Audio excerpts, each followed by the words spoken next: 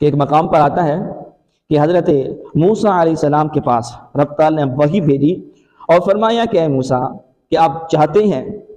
کہ قیامت کے روز میدان محشر میں جو ہے وہ آپ کو اتنا اجر اتنا ثواب عطا کیا جائے کہ جتنی کائنات کے اندر مخلوق ہے تمام کائنات میں مخلوقات کے برابر آپ کو اجر و ثواب دیا جائے کہ آپ یہ چاہتے ہیں. تو حضرت موسیٰ علیہ السلام عرض کرتے ہیں یا باری تعالیٰ میں ضرور اس چیز کو پسند کروں گا، میں ضرور یہ چاہتا ہوں کہ میرا اجر و ثواب میری نیکیاں تمام مخلوقات کے برابر ہوں. تو پھر رب تعالیٰ نے فرمایا اے موسیٰ اگر آپ یہ چاہتے ہیں کہ آپ کی نیکیاں تمام مخلوق کے برابر ہوں تو پھر مریض کی عیادت کیا کریں اور مسکین کو کپڑا پہنایا کریں. سبحان اللہ سبحان اللہ. روایات کے اندر آتا ہے اس کے بعد حضرت موسیٰ علیہ السلام نے